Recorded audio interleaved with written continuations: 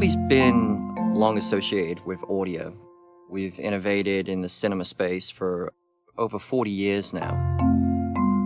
And we're in a unique position that practically no other company occupies. Part of our research effort that's been going on over the past few years was, how can we move sound beyond what we've been able to do today, and what would that look like? So when we look at the evolution of sound in film and cinema, we started off with mono, single speaker in the middle of the room behind the screen. Then we moved to stereo.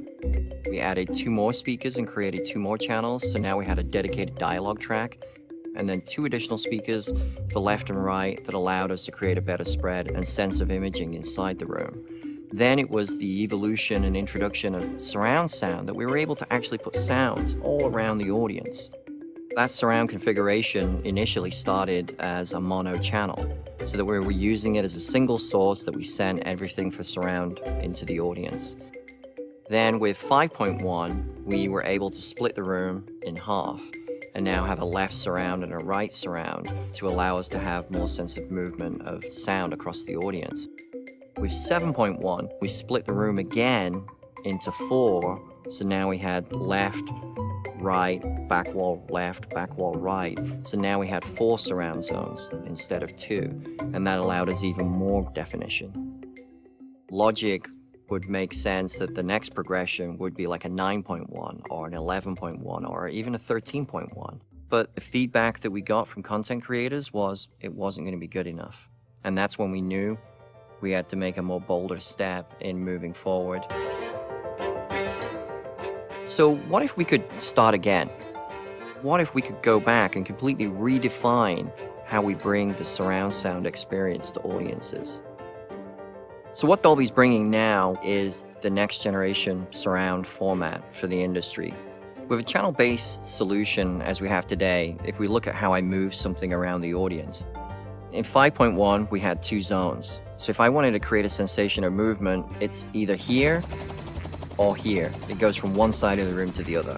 It doesn't really create that sensation of movement. With 7.1, I can now be on the side, then behind, and then to the side again. So it gives you the sensation of movement, but it doesn't have that precision of movement. So the fundamental shift in what's happening is that now we're migrating away from channels. The ability to move a sound through the room now with objects creates this precision movement, which is referred to as a pan-through array.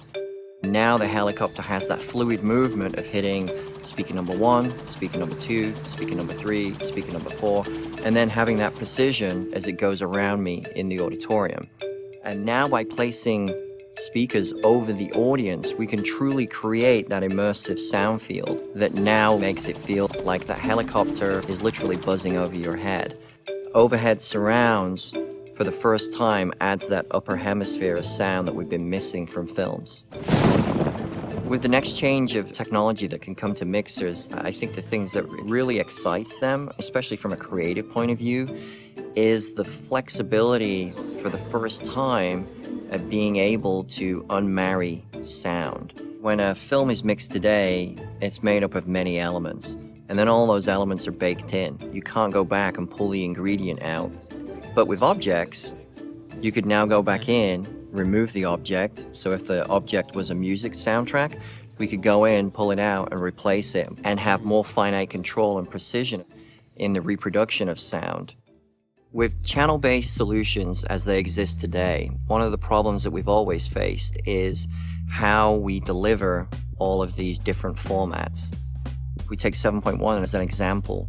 Then 7.1 is mixed throughout the entire process of a film. At the very end of that process, the mixers will then do another creative pass to take it down to 5.1, because we have multiple playback systems in the world. Now, when they go to a theater, the only control that the mixer has is volume level that the movie will play at and simplistic delay that controls the surrounds.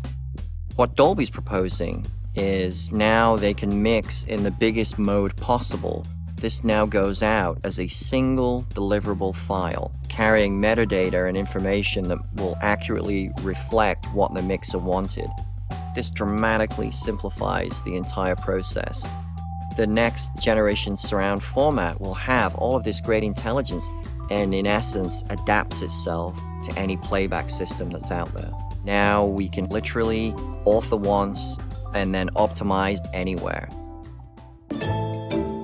As a moviegoer, you already realized as you go to your local complex, every room is different. There's size, geometry, stadium seating.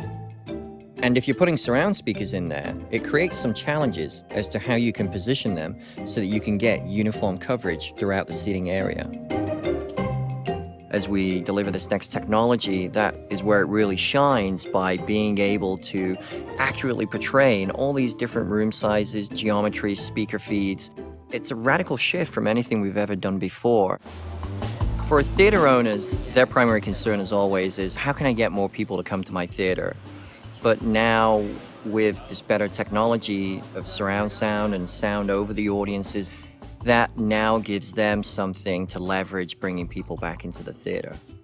With Dolby's new technology, we're literally building a pipeline for the industry, and we're going to be future-proofing the exhibitor by providing them this technology which will sit with them for a significant period of time. So what we're doing is really a huge fundamental shift in the way audio is not only mixed, but also perceived inside your theaters. And it's really a huge change from 5.1 to 7.1. That was only an incremental change. And that what we're giving you the capability of providing now, it's enormous. The ability to have pinpoint precision, the ability to have these sounds wherever they need to be and over the audience for the first time is a real differentiator that hasn't happened before. It's all about the excitement of what audiences will experience, but also just the amount of excitement that you get from a content creator when you walk them through some of the things that we've done and seeing how excited they were about this, then that's definitely worth it.